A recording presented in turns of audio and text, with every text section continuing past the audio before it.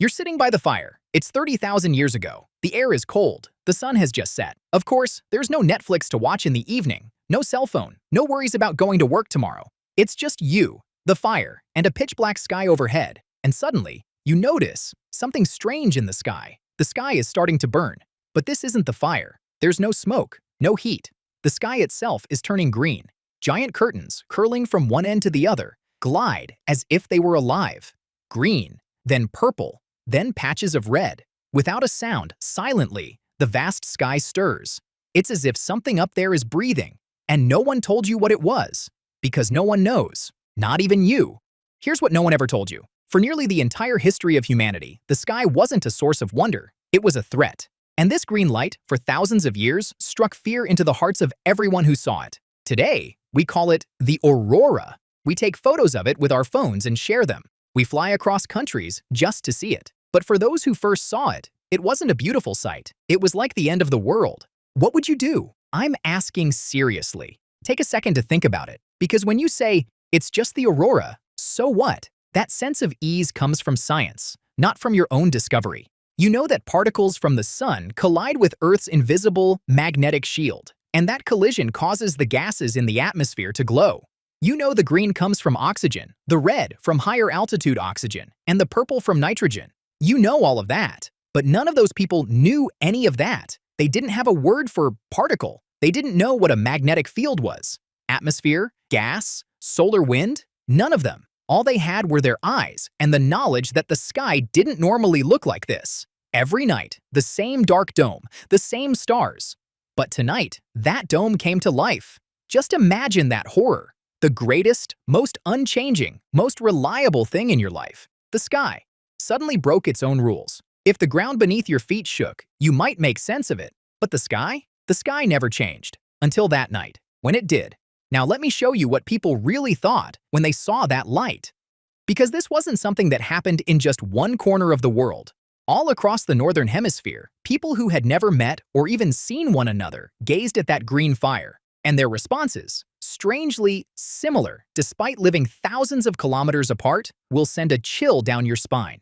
Let's start with the people living closest to the North Pole, the Inuit. For them, those lights were the dead, spirits walking and playing in the sky. But the story doesn't end there. According to some Inuit communities, those spirits were playing a game in the sky, a kind of ball game, and the ball they were playing with was a walrus skull. Other accounts tell the exact opposite. The walruses were playing with a human skull. In either case, showing disrespect to those lights was dangerous. Children were taught the same thing for generations. Don't whistle, wave, or shout at those lights. Because if you whistle, those spirits will hear you, come down, and take you away. Think about it. For thousands of years, whenever a child in the north saw that green glow in the sky, they instinctively fell silent and ran home. Now, travel thousands of kilometers south to Scandinavia, to the lands of the Vikings. There, for some, those lights were something entirely different. The reflection of a celestial battle. The spirits of fallen warriors, those who had earned honor in battle, were fighting in the sky for all eternity. And that green glow was the light reflecting off their armor, shields, and swords. According to some tales, this light came from the armor of the warrior maidens, the Valkyries, who carried fallen heroes from the battlefield to the afterlife. So that green glow in the sky was the radiance of a ghostly army. For a Viking, looking up and seeing that light was to gaze upon death and glory itself. Head further south. For some European peoples, those lights signified something far worse, blood. Because the aurora isn't always green. During very powerful solar storms, the sky burns a deep red, and a red sky has signaled the same thing in nearly every culture. Disaster is coming. War, plague, famine, the death of a king. In medieval Europe, when the sky turned red, people saw it as God's wrath, a harbinger of the apocalypse. Historical records tell of nights when great red auroras were seen, and people rushed to churches, prayed in the streets, and believed the end of the world had come. And let me give you the most concrete, striking example of this. The year 1859, the greatest solar storm in history. Scientists call it the Carrington event. That night, while the aurora is normally seen only at the poles, it was visible across nearly half the globe. It was seen in the Caribbean. It was seen in Central America. The sky glowed so red that in some places, people thought a nearby city or forest was on fire and called the fire department. It was so bright that at midnight, People could read newspapers outside without a lamp by that light alone. Miners woke up in the middle of the night, thinking it was morning because the sky was so bright they began preparing breakfast. And the telegraph lines, that primitive internet, which were just beginning to spread at the time, went haywire. Telegraph wires sparked. Some operators were jolted by electric shocks. Papers caught fire. For the first time, humanity saw that the sky could not only frighten us, but also physically affect our actions. Now pause for a moment and take notice. An Inuit child ran home. A Viking warrior saw it in the sky.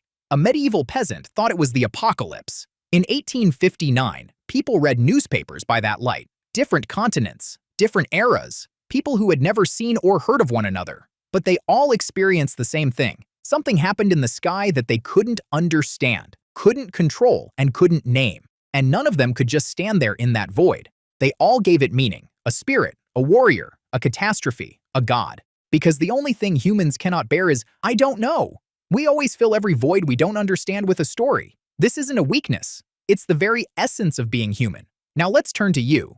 Because right now, you think you're smarter than them, superior to them, don't you?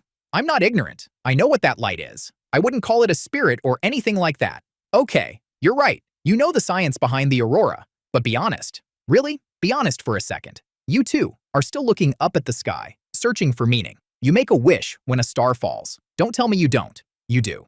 At night, far from the city lights, under an open sky, when you look at those countless stars, you feel that strange, indescribable thing inside you. Who am I? Are we alone? Does all this vastness have any meaning?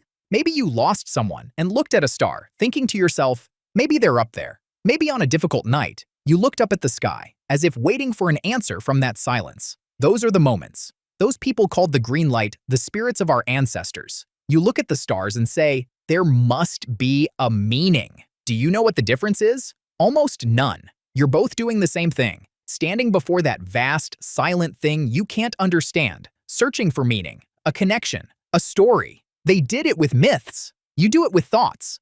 But the act itself is the same. Because standing before that vast darkness and feeling nothing, that's what's truly impossible. They feared eclipses, light, and the sky. You fear the unknown, loneliness, and meaninglessness. But we're the same people. We're looking at the same sky. We feel the same sense of smallness. Only the clothes have changed. Only the words have changed. The fear remains the same. The curiosity remains the same. But look, and this is very important, I didn't tell you all this to make you afraid. I told it to do the exact opposite. Because here, beneath this whole story, something very beautiful is hidden.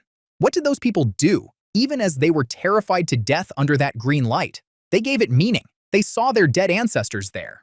They saw their loved ones, their heroes. So they took that dreadful thing they didn't understand, the thing that filled them with horror, and turned it into a bond, a memory, a beauty. They turned fear into love. This is no small thing. It is the most extraordinary thing a human being can do, never giving up on finding meaning and beauty, even within something they don't understand, or even fear. And you're still doing the same thing. You're still looking up. You're still asking. You're still standing before that silent, vast universe and saying, there must be a meaning. Thousands of years have passed. Myths have faded, and science has taken their place. We've explained everything. Why light is green, why stars shine, how old the universe is. But that gaze has never changed. Humans still, just as they did 30,000 years ago, lift their heads to look at the sky and are spellbound. Explaining it hasn't killed the wonder. Maybe those lights are just particles torn from the sun. Maybe stars are just distant giant balls of gas. Maybe this entire universe, in the truest sense of the word, has no meaning at all. Maybe it just is, that's all. But here's the miracle. In a universe that might be meaningless, there is something that can look at it and feel something. You. Something that can seek meaning, ask questions, and imbue a tiny green light with a grand story. The universe may be meaningless, but you are not. Because you are the one who seeks meaning. Go outside tonight. Look up. You might not see the Aurora. You'd have to go quite far north for that. But you'll see the stars. And as you look at them, know this. Thousands of years before you, on a freezing night, another person stood just as you are standing now. They looked at the same sky. They felt the same thing. They were afraid, enchanted, and searched for meaning. You don't know their name. You don't know their face. You don't know what language they spoke. But you know that look. Because that look is in your eyes right now. Under the same sky, you've never been alone. You never will be. What should the next video be? Leave a comment. I read them all. And tonight, before you go to bed, don't forget to look up. Just this once.